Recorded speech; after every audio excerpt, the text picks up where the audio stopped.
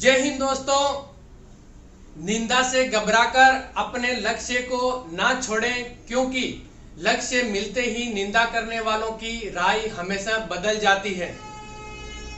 क्योंकि जो लोग आपकी निंदा कर रहे हैं, जो आप लक्ष्य पर पहुंचने से पहले जो आप लोगों की बुराई कर रहा है, जो आपको पथ से विकृत करने की कोशिश कर रहा है, जब आप सफल हो जाएंगे तो वो आप लोगों के प्रति जो उनका निंदा था, जो निंदा की जो भावनाएं थी, वो उनकी राय के अंदर बदल जाएगी। यानी कि वो आपको अच्छी सी अच्छी राय देने शुरू हो जाएंगे।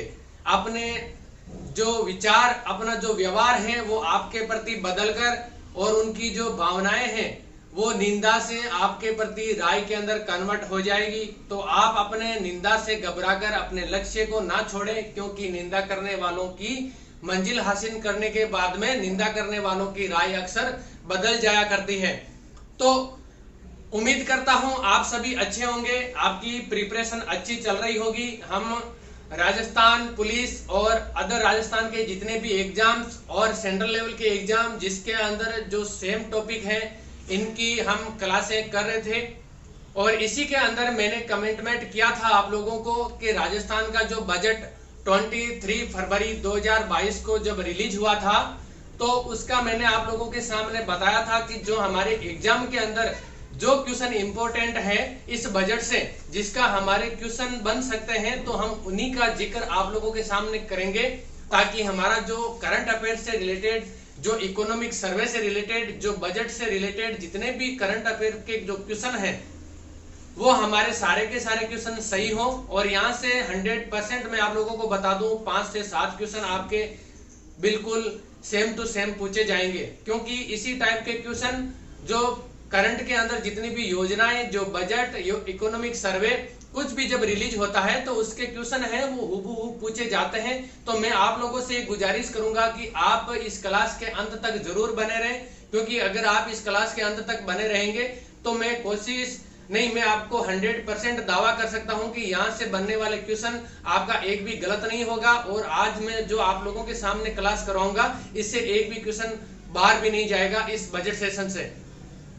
तो चलिए हम शुरू करते हैं। राजस्थान का बजट जो 23 फरवरी 2022 को रिलीज हुआ था, जिसके अंदर अभी तक का, मेरी नजर के अंदर ये अभी तक का सबसे अच्छा बजट था।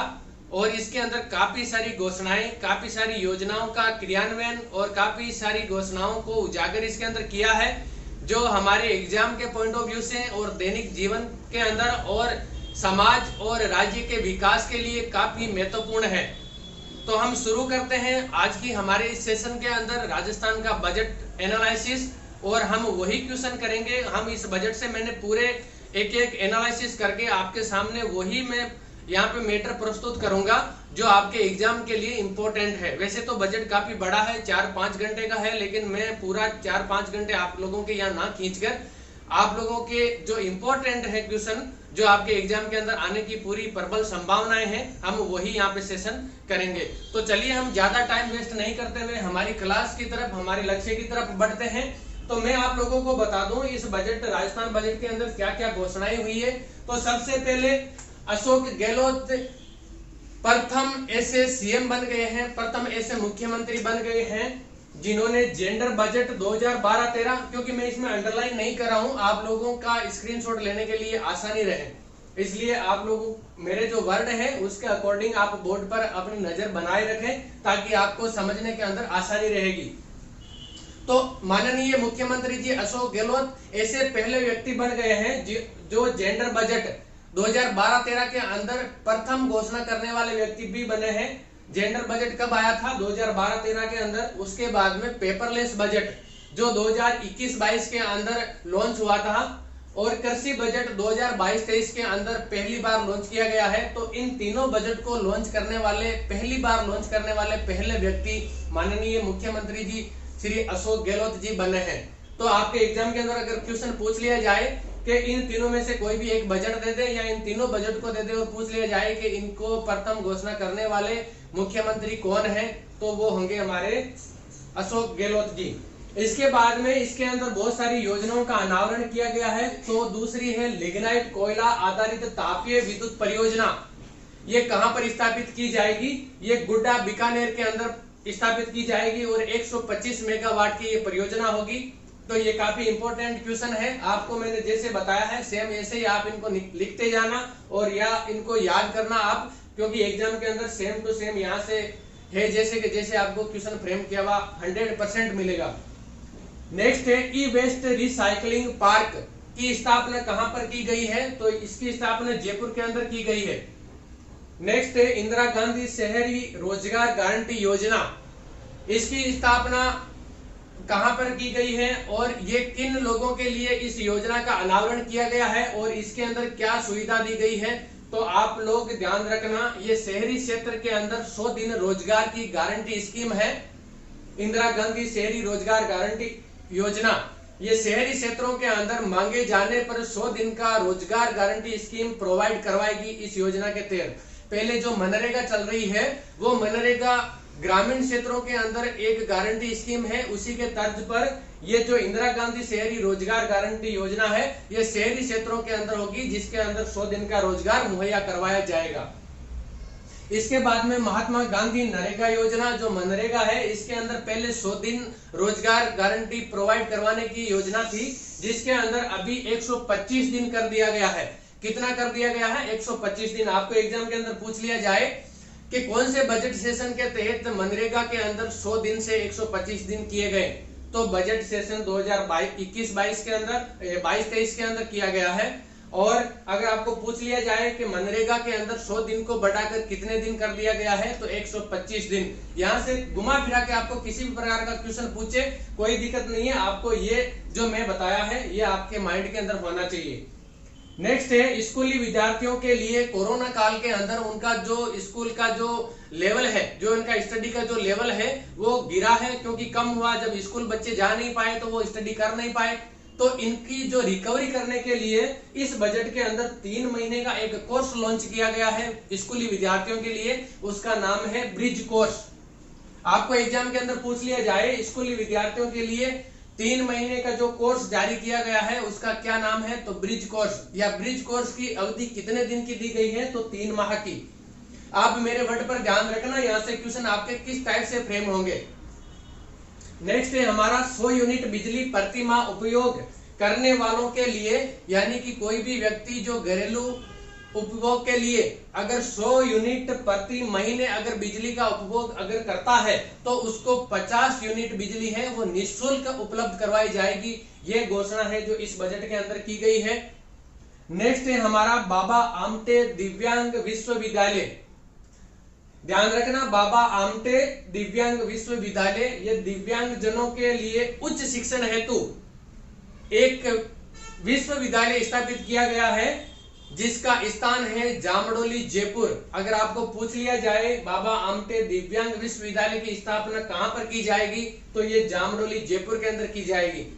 नेक्स्ट है हमारा इंदिरा गांधी मातृत्व पोषण योजना।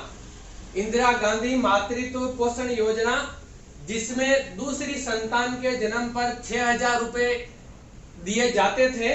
इस योजना की शुरुआत 2020-21 के अंदर राजस्थान के प्रतापगढ़, बांसवाड़ा, उदयपुर, डूंगरपुर और बारां के अंदर इसको लॉन्च किया गया था और लागू किया गया था, जिसको इस बजट सेशन के अंदर 2022-23 बजट के अंदर पूरे राज्य के अंदर इसको लागू कर दिया गया है। आपको एग्जाम के अंदर पूछ लिया जाए इंदिरा गांधी मातृत्व पोषण योजना कब लॉन्च हुई थी, तो ये 2020-21 के अंदर लॉन्च हुई थी। किस राज्य किन जिलों के अंदर लॉन्च हुई थी, तो प्रतापगढ़, बांसवाड़ा, उदयपुर, डूंगरपुर और बारां में लागू हुई थी। लेकिन इसके अंदर क्या ये इस योजना के अंदर कितना धनराशि का लाभ दिया जाएगा, तो 6000 रुपए का। और अब ये पूरे राज्य के अंदर लागू है, यानी कि राजस्थान के पूरे 33 डिस्ट्रिक्ट्स के अंदर ये योजना अब लागू हो गई है इस बजट सेशन के बाद में।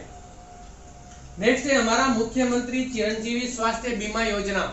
ये एक राज्य की योजना है जो बीमा कवर करती है, जिसका नाम है मुख्यमंत्री चिरंजीवी स्वास्थ्य बीमा योजना। इसके अंदर पहले 5 लाख की राशि दी जाती थी, लेकिन अब इसको इस बजट सेशन के अंदर बढ़ाकर 10 लाख रुपए सालाना कर दिया गया है। और इसके अंदर राजस्थान यूनिवर्सल स्वास्थ्य बीमा उपलब्ध कराने वाला अग्रणी राज्य भी बन गया है। अगर आपको एग्जाम में पूछ लिया जाए कि जो मुख्यमंत्री चिरंजीवी स्वास्थ्य बीमा योजना की राशि 5 लाख रुपए से बढ़ाकर कितनी कर दी गई है, तो 10 लाख रुपए सालाना। और अगर पूछा जाए यूनिवर्सल स्वास्थ्य बीमा उपलब्ध कराने के अंदर राजस्थान का क्या स्थान है, तो राजस्थान इसके अंदर अग्रणी राज्य बन गया है, यानी कि फ्रंट के अंदर राजस्थान इस योजना के अंदर आ गया है।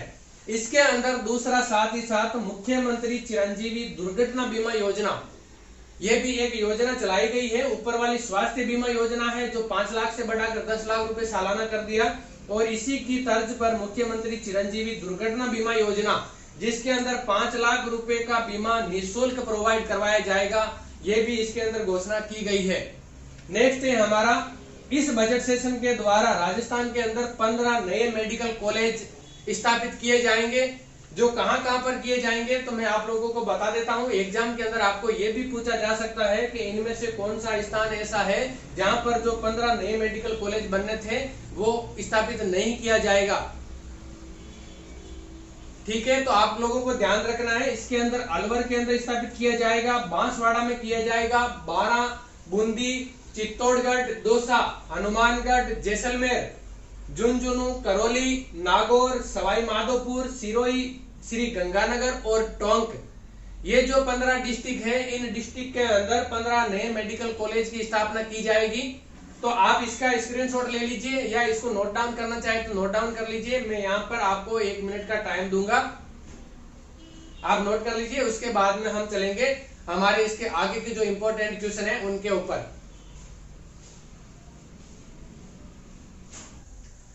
तो हमने अभी देख लिया था एक स्लाइड के अंदर जो हमारे इंपॉर्टेंट क्वेश्चन जो यहाँ से बनने थे और जो हमारे एग्जाम के लिए काफी महत्वपूर्ण थे। अभी हम और इसके अलावा जितने भी जो इंपॉर्टेंट और फैक्ट हैं उनकी भी हम चर्चा करेंगे यहाँ पर। तो इसके बाद में क्या किया था, इस बजट के अंदर रोबोटिक सर्जरी की सुविधा उपलब्ध करवाई गई है, और वो कहां पर करवाई गई है, सवाई मानसिंह अस्पताल जयपुर के अंदर। आपको एग्जाम के अंदर पूछ लिया जाए कि वो कौन सा अस्पताल है जहां पर रोबोटिक सर्जरी की सुविधा उपलब्ध कराई गई है, आपको एग्जाम के अंदर आ जाए तो वहां पे सवाई एसएमएस जो हॉस्पिटल है जयपुर का, उसके अंदर करवाई गई है। नेक्स्ट नए मेडिकल संस्थान खोले जाने हैं। इसके अंदर कुछ नए मेडिकल संस्थानों की घोषणा की गई है, और वो कहां पर खोले जाएंगे, तो जयपुर, जोधपुर, अजमेर और कोटा के अंदर नए मेडिकल संस्थानों का ओपनिंग किया जाएगा। नेक्स्ट है महिलाओं के लिए मुख्यमंत्री work from home job work योजना प्रारंभ की गई है। तो जो मुख्यमंत्री वर्क फ्रॉम होम के लिए एक योजना लागू की गई है जो महिलाओं के लिए, यानी कि महिलाएं घर पे बैठी बैठी भी काम कर सकती है या कार्य कर सकती है, उनके लिए ये एक योजना लागू की गई है। तो आपको एग्जाम के लिए पूछ लिया जाए कि महिलाओं के लिए मुख्यमंत्री वर्क फ्रॉम होम योजना है वो किस बजट के अंदर लागू की गई, तो 2022-23 बजट सेशन के अंदर इसको लाया गया है। नेक्स्ट है अत्याधुनिक कार्डिक लैब की स्थापना कहां पर की जाएगी, तो ये जोधपुर के अंदर एमडीएम अस्पताल के अंदर। आपको एग्जाम में पूछ लिया जाए कि जोधपुर के अंदर एमडीएम अस्पताल के अंदर कौन सी जो लैब है उसका उद्घाटन किया जाएगा, तो अत्याधुनिक कार्डिक लैब, या ये ऑप्शन में क्वेश्चन में दे दे और जोधपुर आपको ऑप्शन में दे दे तो भी क्वेश्चन यहीं से यही बनना है। नेक्स्ट है डेंटल कॉलेज की स्थापना कहां की जाएगी, तो जोधपुर के अंदर की जाएगी। फिर 18वीं राष्ट्रीय भारत स्काउट गाइड जम्बूरी, आप लोग जानते होंगे भारतीय राष्ट्र स्काउट गाइड जो स्कूली माध्यम से ही स्टार्ट हो जाता है, और इसके अंदर 3-4 सोपान होते हैं, प्रथम सोपान, द्वितीय सोपान, तृतीय सोपान, उसके बाद में राज्य पुरस्कार और फिर प्रेसिडेंट अवार्ड होता है, जिसके अंदर कॉलेज के अंदर रोवर रेंजर चलता है, इसी का रूप है। और स्कूली जो शिक्षा हक के दौरान भारत स्काउट गाइड चलता है, तो स्काउट है वो बॉयज के लिए होता है, और जो लड़कियां होती है उनको गाइड कहा जाता है। तो इसकी जो राष्ट्रीय लेवल की जो जम्बूरी है, 18th राष्ट्रीय जम्बूरी, उसका जो आयोजन है वो रोहट पाली के अंदर किया जाएगा। तो काफी इंपॉर्टेंट क्वेश्चन है ये आपके लिए। आयुर्वेदिक महाविद्यालय की स्थापना कहाँ की जाएगी, एक नया आयुर्वेदिक महाविद्यालय की स्थापना की जानी है, तो उसकी घोषणा चूरू के अंदर तारानगर के अंदर की गई है। नेक्स्ट है आयुर्वेदिक नर्सिंग कॉलेज की स्थापना कहाँ की जाएगी, आयुर्वेदिक नर्सिंग कॉलेज की स्थापना। एक एक लाइन यहाँ पर इंपॉर्टेंट है, आप लोगों को ध्यान रख के इनको पढ़ना है और बार बार रिवीजन करना है। यहाँ से 100% आपके करंट अफेयर के क्वेश्चन पढ़ेंगे। तो आयुर्वेदिक नर्सिंग कॉलेज की स्थापना भरतपुर के अंदर की गई है।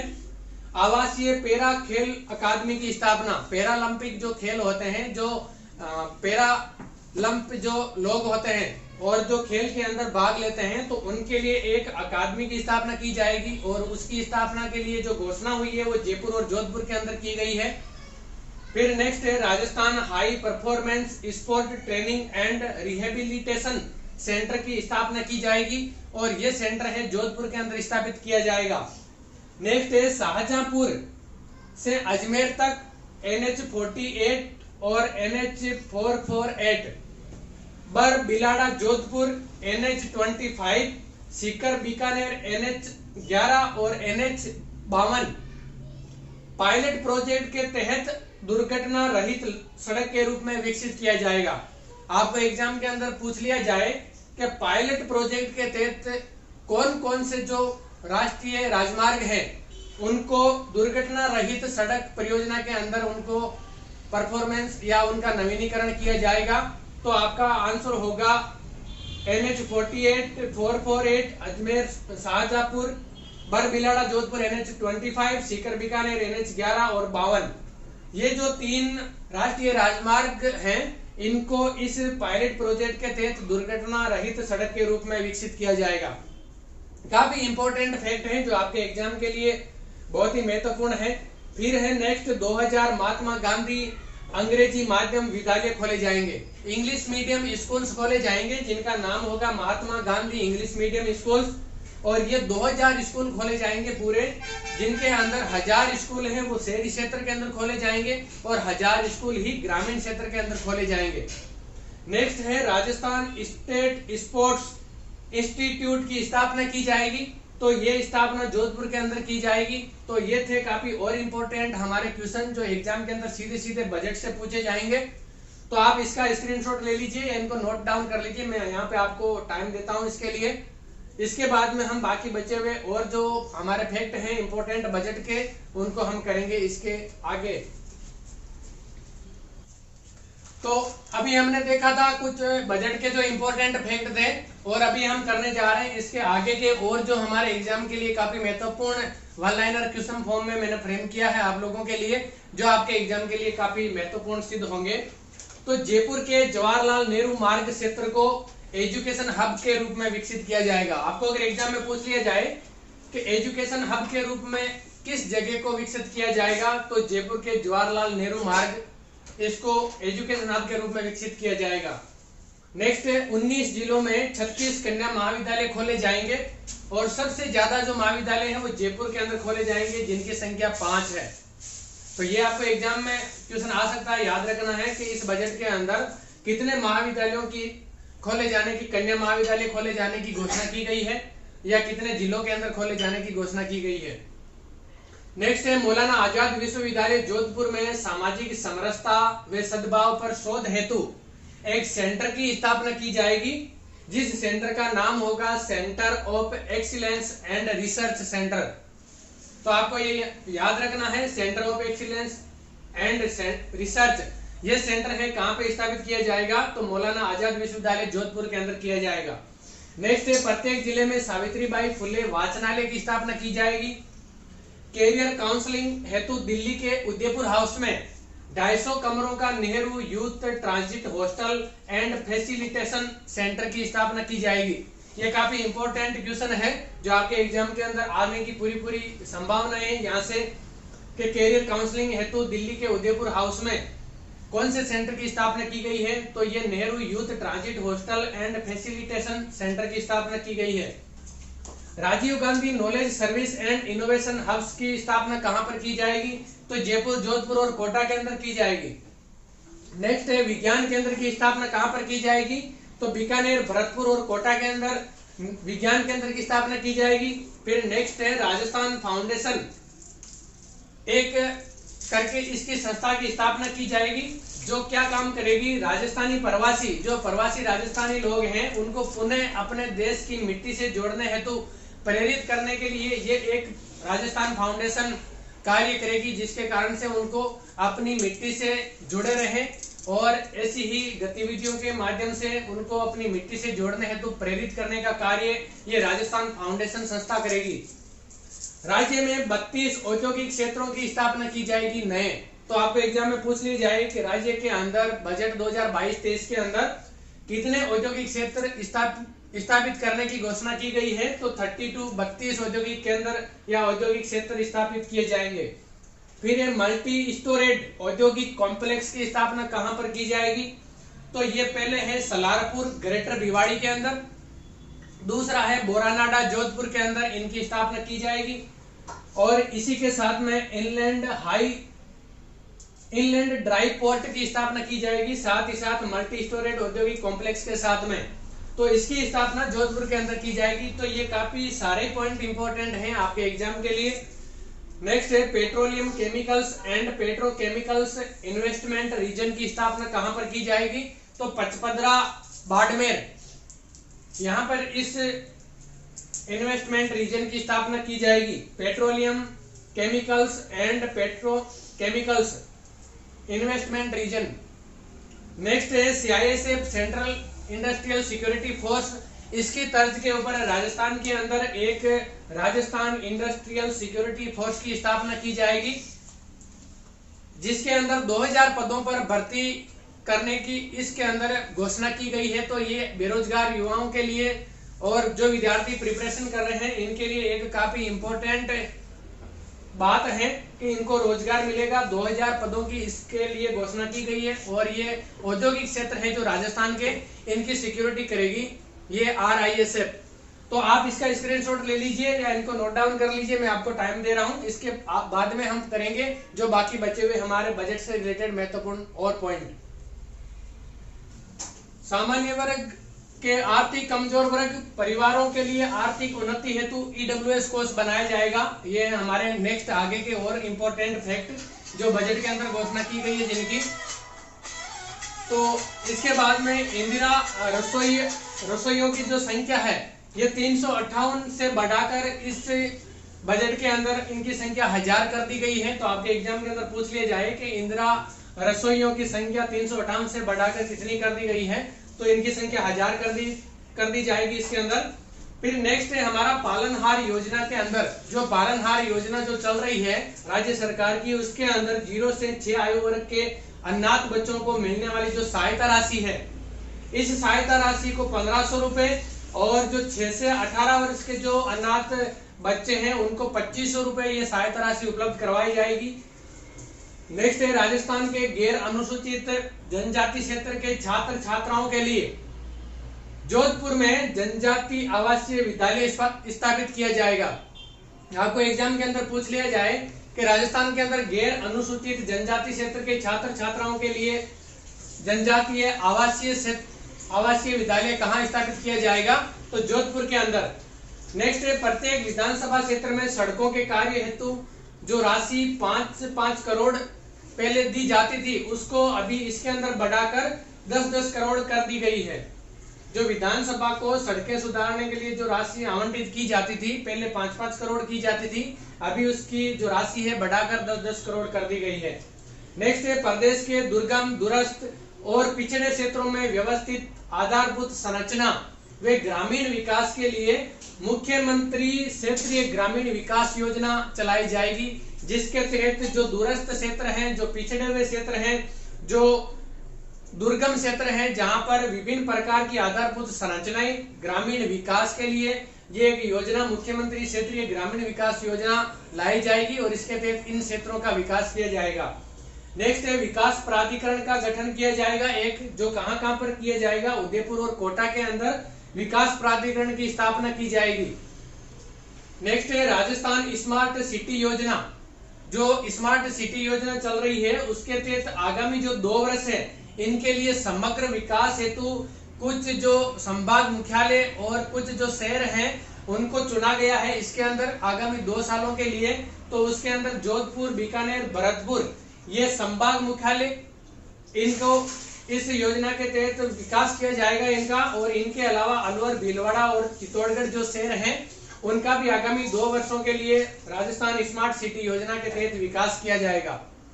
नेक्स्ट है जल जीवन मिशन के तहत 2022-23 में 36 वृहद पेयजल योजनाओं का शुभारंभ किया जाएगा, जिसके तहत विभिन्न क्षेत्र जहां पे पानी पीने के पानी की जो दिक्कत है, किल्लत है, उसको दूर किया जाएगा इस योजना के तहत। नेक्स्ट है हमारा बोटनिकल गार्डन की स्थापना की जाएगी। आपको एग्जाम में पूछ लिया जाए कि बोटनिकल गार्डन की स्थापना कहां कहां पर की जाएगी, तो जोधपुर, बीकानेर, कोटा, उदयपुर, भरतपुर, अजमेर, यहाँ पर इन पार्क की स्थापना की जाएगी। नेक्स्ट है आमजन व वन्य जीव प्रेमियों के लिए वन्य जीवों को गोद लेने की जो स्कीम है वो लॉन्च की जाएगी, और इस स्कीम का क्या नाम है, कैप्टिव एनिमल स्पॉन्सरशिप स्कीम।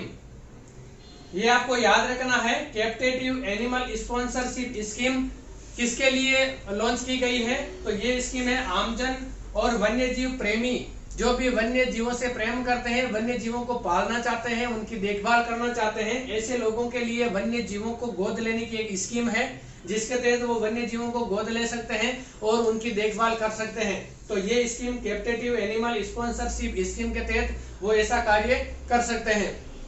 इसके बाद में हमारा एक स्लाइड और बचेगा, इसका जो इम्पोर्टेंट आपके क्वेश्चन है एग्जाम के लिए बजट से रिलेटेड, आप इसका स्क्रीनशॉट ले लीजिए, इनको नोट डाउन कर लीजिए, बाकी हम करते हैं आगे नेक्स्ट स्लाइड के अंदर। तो बचा हुआ हमारा अब ये लास्ट है जो आपके एग्जाम की दृष्टि से इंपॉर्टेंट है, बाकी तो बजट बहुत बड़ा है, तो मैं बाकी सारी चीजें नहीं बताकर जो आपके एग्जाम के अंदर क्वेश्चन बन सकते हैं या किस टाइप के क्वेश्चन फ्रेम हो सकते हैं, तो वही चीजें मैंने आप लोगों को बताई है, और बजट से रिलेटेड यहाँ से बाहर कुछ नहीं जाएगा। तो अभी हमारा नेक्स्ट है आधुनिक वन्य जीव रोग निदान व रेस्क्यू सेंटर विकसित किया जाएगा। तो ये कहां पर किए जाएंगे, तो 2 सेंटर हैं ऐसे जो जैविक उद्यान है पहले से, नाहरगढ़ जैविक उद्यान जयपुर और माचिया जैविक उद्यान जोधपुर। तो यहाँ से आपके 2 ज्योग्राफी के भी क्वेश्चन आपके यहाँ से क्लियर हो जाएंगे। नाहरगढ़ जैविक उद्यान कहाँ पर स्थित है, जयपुर में, और माचिया जैविक उद्यान कहाँ पर स्थित है, जोधपुर के अंदर। और यहाँ दोनों जगहों पर क्या किया जाएगा, आधुनिक वन्य जीव रोग निदान व रेस्क्यू सेंटर विकसित किए जाएंगे। नेक्स्ट है साहसिक पर्यटन गतिविधियों को बढ़ावा देने हेतु एडवेंचर टूरिज्म प्रमोशन स्कीम लागू किया जाएगा। तो आपके लिए ये काफी इंपॉर्टेंट चीजें हैं। बागड़ टूरिज्म सर्किट, बागड़ टूरिज्म सर्किट कहां पर स्थापित किया जाएगा, ये डूंगरपुर और बांसवाड़ा, क्योंकि आपको पता होगा डूंगरपुर और बांसवाड़ा क्षेत्र को बागड़ क्षेत्र कहा जाता है राजस्थान के अंदर, और इस क्षेत्र के अंदर पर्यटन को बढ़ावा देने के लिए ये स्कीम लाई गई है, जो स्पेशल डूंगरपुर और बांसवाड़ा क्षेत्र जो बागड़ क्षेत्र है इसी के अंदर लॉन्च की गई है, बागड़ टूरिज्म सर्किट। नेक्स्ट है हमारा राज्य के सभी जिलों में साइबर पुलिस स्टेशन स्थापित किए जाएंगे। साइबर पुलिस स्टेशन ऐसे पुलिस स्टेशन होंगे जो हर जिले के अंदर इसका एक मुख्यालय या एक इसका थाना बनाया जाएगा हर जिले के अंदर, और वहां पर जितने भी प्रकार की जो साइबर क्राइम होते हैं, जो मीडिया, सोशल मीडिया के थ्रू या मल्टीमीडिया, इस तरह का जो जमाना है, इसके अंदर जो भी साइबर क्राइम से रिलेटेड जो साइबर क्राइम होते हैं जिसमें ठगी भी होती है, चाहे साइबर क्राइम से रिलेटेड आपके डेटा चोरी हो गया हो, चाहे किसी भी प्रकार की जितनी भी जो साइबर मीडिया से रिलेटेड जितने भी प्रकार के फ्रॉड या जितने भी प्रकार के जो केस होंगे, उनको हैंडल करने के लिए सभी जिले के अंदर एक साइबर पुलिस स्टेशन स्थापित किया जाएगा। नेक्स्ट है आपका पारिवारिक न्यायालयों की स्थापना की जाएगी। जैसे परिवार से संबंधित जितने भी प्रकार के जैसे मुद्दे हैं, तो उनका बाकी जैसे न्यायालय हैं उनके ऊपर बोझ ना बढ़े, इसके लिए जो परिवार से संबंधित जितने भी प्रकार के जो मुद्दे हैं, लड़ाई झगड़े का हो गया, चाहे बंटवारे का हो गया, चाहे किसी भी प्रकार के जो पारिवारिक मुद्दे होंगे, उनके लिए स्थापना की गई है भीलवाड़ा, श्री गंगानगर और उदयपुर के अंदर। यहाँ पर पारिवारिक न्यायालयों की स्थापना की जाएगी। नेक्स्ट है आपका कल्याणकारी योजनाओं की जानकारी प्रदान करने तथा पात्र परिवार को घर बैठे सरकारी सुविधाओं का लाभ पहुंचाने की दृष्टि से मुख्यमंत्री डिजिटल सेवा योजना लाई गई है, और इस योजना के तहत परिवार की जो महिला मुखिया होगी उसको एक स्मार्टफोन दिया जाएगा, जिसके द्वारा वो मुख्यमंत्री डिजिटल सेवा योजना के तहत जितनी भी प्रकार की सरकारी और कल्याणकारी जो योजनाएं हैं उनकी जानकारी ले सकते हैं और इन सेवाओं और कल्याणकारी योजनाओं का लाभ उठा सकते हैं। तो दोस्तों, ये था हमारे बजट का एक संक्षिप्त और काफी इंपॉर्टेंट एनालिसिस, जो आपके एग्जाम के पॉइंट ऑफ व्यू से काफी इंपॉर्टेंट है। ये जरूरी नहीं कि राजस्थान पुलिस के लिए ही, बाकी जितने भी राजस्थान के अंदर आने वाले जो एग्जाम्स हैं उनके सभी के लिए समान रूप से उपयोगी है। और आप लोग ज्यादा से ज्यादा अपने दोस्तों को, अपने मित्र जो भी पढ़ने वाले स्टूडेंट हैं उनके पास में इनको पहुंचाएं ताकि वो भी इसका लाभ उठा सकें। और इसी के साथ मैं समाप्त करता हूं आज की इस क्लास को। जय हिंद, जय भारत।